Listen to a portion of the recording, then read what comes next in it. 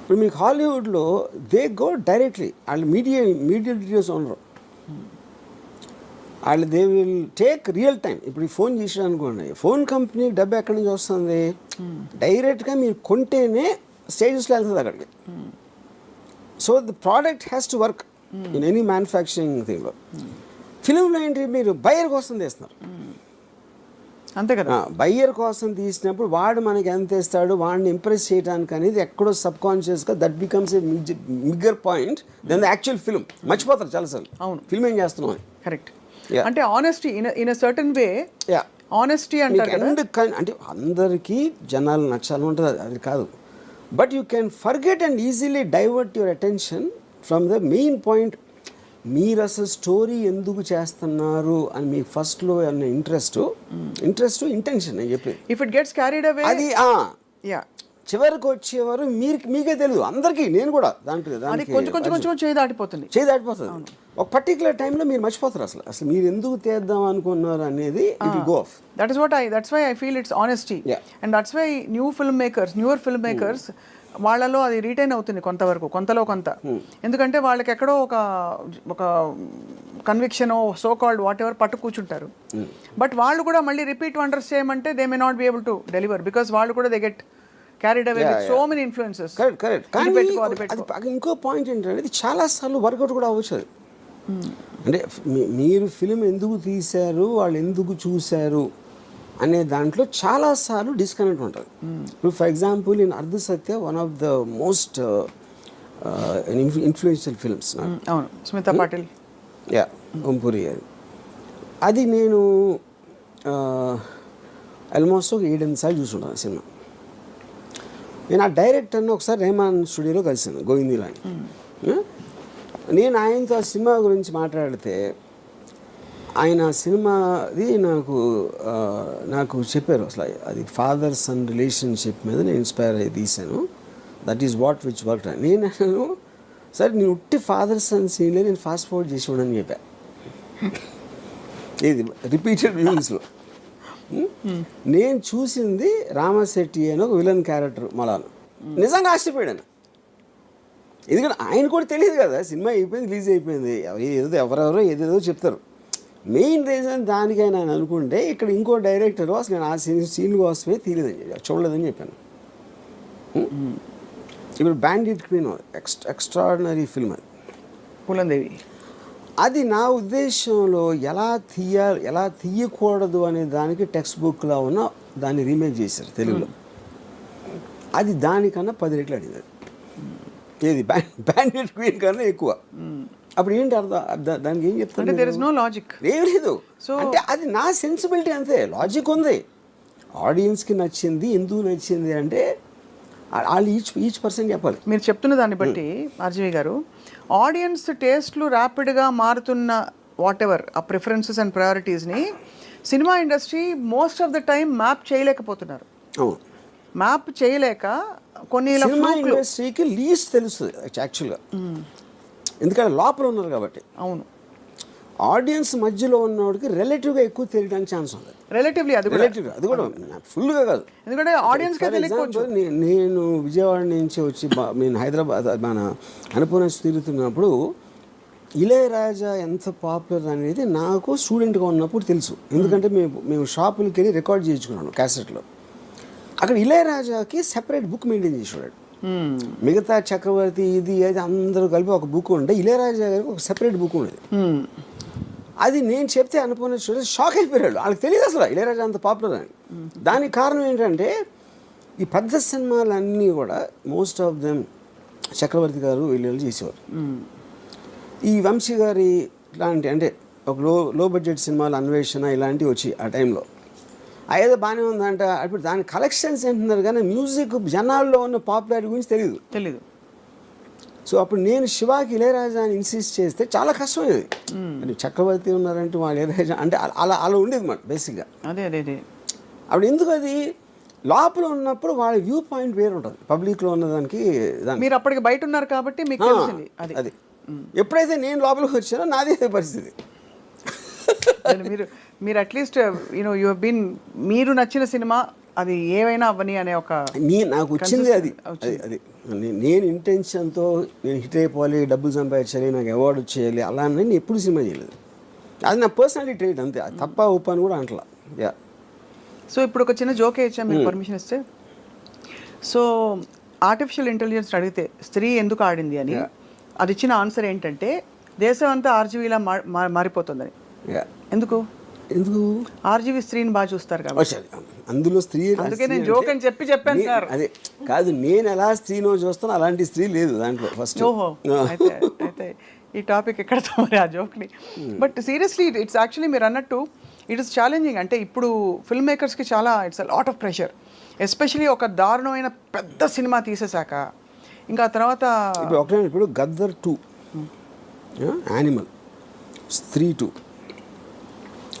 ఇంత varied films అసలు ఒకదానికొకటి సంబంధం లేకుండా అంత బ్లాక్ బస్టర్స్ అవుతున్నాయంటే దాని అర్థం ఏంటి?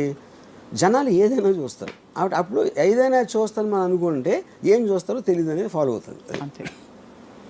అప్పుడు ఇంకా మనం అనుకున్నది మనం కన్విక్షన్తో చేయటం తప్పిస్తే there is no other choice for anybody. There's no correct, there's no other choice. After that it's about the figures. Correct. ఏ కాస్ట్లో తీయాలి, అవి ప్రాక్టికల్ డెసిషన్స్, అది viability, practical decisions and all that. But ఏదేమైనా మన కన్విక్షన్ని దాటి వెళ్ళి తీయడం వల్ల అది ఛాన్స్ ఆఫ్ హిట్ అవ్వడం ఉండొచ్చు కానీ but there are more chances you'll fail because you are carried away in a lot of noises which is not your own voice. అంతేనా? యా. So interesting. మీరు స్త్రీ 2 ని ఇప్పుడు మీ 2గా మార్చి మేము వెళ్ళి చూస్తాం సినిమాని. అది నేను చూడలేదు ఇంకా. But the point is there is a paradigm shift in terms of. మీకు రాజ్ కుమార్ ఫ్రెండా sir? I know him. You know him. Did you tell him that the film is? No. You haven't yet told. Well, I'm sure he'll be surprised with your tweet. And strangely, tana first film nathone chesadu. Oh. He has some 3-scene role in Run. Yeah. కానీ ఇక్కడ again I'm telling you, ఇది రాజ్ కుమార్ రావుకి సంబంధమే లేదు. ఇది కానీ 10 రోజులు అనుకున్నాడు కదా. ఫిలిం అనేది జస్ట్ ఇప్పుడు ఇంకోటి ట్రైలర్ అన్నారు కదా, ట్రైలరు ఎందుకు అసలు ఏం చూస్తారు ట్రైలర్లో అనేది. ఇప్పుడు చాలా సినిమాలు మీకు 20 million వ్యూస్, 30 million వ్యూస్ వస్తాయి, సినిమాకి ఎవడు రాడు. అప్పుడు అక్కడ ఒక లాజిక్ ఏంటంటే ఇంతమంది చూశారు కాబట్టి వాళ్ళందరూ వస్తారు అని మనం అనుకుంటాం. అంతమంది చూశారు కానీ వాళ్ళు చాలామందికి నచ్చలేదని అప్పుడు అర్థమవుతుంది. అంతేగా. ఇప్పుడు ట్రైలర్ చూడటానికి నచ్చడానికి డిఫరెన్స్ ఉంది కదా. Akshay Kumar highest paid actor in the country అంటారు, నిజమా sir? Akshay Kumar no, it's not more than Prabhas. Prabhas is highest paid. Prabhas I think would be the highest. నాకు సరిగ్గా ఎగ్జాక్ట్గా తెలీదు but I would believe. Yeah, because దానికి వన్ ఆఫ్ ద రీజన్స్ ఒకటి films, రెండు దానికి మల్టిపుల్ లాంగ్వేజ్లో మార్కెట్ ఉంటుంది కదా, which Akshay Kumar won't have. Correct, that's true, that makes sense. Yeah, తప్పకుండా ఈ డార్క్ కామెడీ అండ్ సో ఇప్పుడు హారర్ కామెడీలు విపరీతంగా తీయటం మొదలెడతారు ఇప్పుడు అందరూ. ఇప్పుడు చక్కగా చేతులు కాదు ఇప్పుడు. అంటే మీకు any success is always followed immediately. Yeah. So ఇప్పుడు ఒక మొత్తం ప్రొడక్షన్ ఆఫీసెస్ అన్నిటిలో ఒక డార్క్ బ్లూ గ్లూమీ లైటింగ్, ఎందుకంటే ఆ టోన్లో తీసేది ఇది. ఓహో, స్త్రీ 2 లైటింగ్ టోన్ అది. మొత్తం లైట్లు హరిపేసి బ్లూ లైట్ వేసుకుని ఆలోచిస్తారు ఏంటి నాలో లేనిది అమ్మాయిలో ఏముంది అని ఆలోచించినట్టు నా సినిమాలో లేనిది ఆ సినిమాలో ఏముంది అని అందరూ ఆలోచించుకుంటూ ధ్యానం చేసుకుంటూ కూర్చోవాలి. నేను యానిమల్ గురించి చెప్పినప్పుడు సందీప్ అంగకి చెప్పాను, మొత్తం ప్రొడక్షన్ ఆఫీస్లో మీ డిస్కషన్ రూమ్ ఉంటుంది కదా, ఆ డిస్కషన్ రూమ్లో డెసిషన్స్ తీసుకుంటారు. స్టోరీ ఏంటి, ఎలా ఉండాలి, ఇలాంటివన్నీ జరుగుతుంటాయి. అప్పుడు వేరే వాళ్ళు వస్తారు. వచ్చినప్పుడు అందులో పెద్ద మాస్టిఫ్ కుక్క ఉందనుకోండి. ఇప్పుడు మీ కుక్క అంటే మీకు కంఫర్ట్ ఉంటుంది. ఆ బయట నుంచి వచ్చిన వాళ్ళకి ఇంత పెద్ద కుక్క ఏమైనా చేస్తుందా, గబుక్కుని కరుస్తుందా అనే ఒక టెన్షన్ ఉంటుంది కదా. ఆ టెన్షన్లో కూర్చుని దాని మూమెంట్స్ గమనిస్తూ ఉంటారు, ఇటు ఒకటి తిరుగుతూ ఉంటుంది. అలా గమనిస్తున్నారు అయితే. అది అలాగా యానిమల్ అనే సినిమా అది చేస్తాను నేను ప్రొడక్షన్ ఆఫీస్లో. అంతే, వీళ్ళు ఏం డిస్కస్ చేసినా యానిమల్ తిరుగుతూ ఉంటుంది వాళ్ళ మైండ్స్లో. కానీ అలానే అమాంతం ఇప్పుడు వెళ్ళి అంటే రణబీర్ కపూర్ని చూపించినట్టు వాళ్ళు ఎక్కడైనా ఎక్స్ట్రీమ్ సీన్స్ చూపించేది ఎక్స్ట్రీమ్ సీన్స్ మొలానే ఆడింది అంటే అదే కదా మిస్టరీ ఆఫ్ ఫిల్మ్ ఇండస్ట్రీ, అదే అందరికీ. ఇప్పుడు రీసెంట్గా ఒక డైరెక్టరు హిందీలో హిట్ అయిన సినిమా తీసాడు, దాని కమర్షియల్ ఎలిమెంట్స్ పెడితే ఇంకా బాగా ఆడుతుందని తన ఉద్దేశం. చాలామంది ఏమంటున్నారు అది పెట్టిన మూలనే మొత్తం స్పాయిల్ అయిపోయింది అంటున్నారు. కానీ అది అయిపోయిన తర్వాత చెప్పొచ్చు ఎవరైనా, ఎవరికి ఇష్టం వచ్చిన వాళ్ళు చెప్తారు. ఆ టైంలో తను అనుకున్నది. ఇంకోటి సినిమా అనేది ఎప్పుడు ఒక్కడి మళ్ళీ అవ్వదు కదా. అవును, హీరోకి నచ్చింది కనుక ప్రొడ్యూసర్స్ నచ్చింది, అందరూ కలిసి యాక్సెప్ట్ చేసిన తర్వాతే కదా జరిగేది. అది ఏ సినిమా కూడా ఒక్క డెసిషన్ అవ్వదు ఇప్పుడు అంత ఈజీగా, యూనో. సో అప్పుడు ఒకవేళ హిట్ అయిపోయింది అనుకోండి, ఇది అది భలే పట్టాడు రా ఫోన్లో, ఉన్నదాన్ని బెటర్ చేసాడు అంటారు. ఇప్పుడేమో ఉన్నదాన్ని చెడగొట్టాడు అంటారు అందరూ.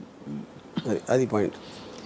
సో దీనికి మనం టైటిల్ కార్డ్ మార్చి స్త్రీ 2 ఆ రాజ్ కుమార్ రావు థ్రిల్లర్ అని వేయాలి. అంతేనా? I'm just kidding.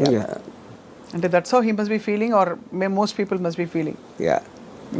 ఇప్పుడు శ్రద్ధా కపూర్ తన సాడడం ఎక్కువ అని తన ఫీలింగ్, అందుకని ఫస్ట్ ఫీమేల్ లీడ్కి గ్రేటెస్ట్ ఓపెనింగ్ అని తను పెట్టింది ట్వీట్. అంటే రాజ్ కుమార్ రావు అనే లెక్కలోనే లేడు అని తన ఉద్దేశం. మరి తన ఇతర సినిమాలు ఏమి ఆడలేగా, అది వేరే విషయం. ఇప్పుడు వచ్చిందేమో సాడము, నీకు వచ్చినప్పుడు పట్టుకోవాలి, కానీ మళ్ళీ మీరు కూడా లాజిక్ ఆలోచిస్తారుగా. ఇది ఏఐ తేల్చలేకపోతే డెఫినెట్గా ఫస్ట్ ఆఫ్ ఆల్ ఏ జ్యోతిష్యం చెప్పదు, ఉన్న దానికి మీకు అందరికన్నా బెటర్గా ఎక్స్ప్లెయిన్ చేస్తుంది, కానీ అది జ్యోతిష్యాలు కదా. డిరైవ్డ్ డేటా నుంచి కన్క్లూజివ్గా, but it might be able to say.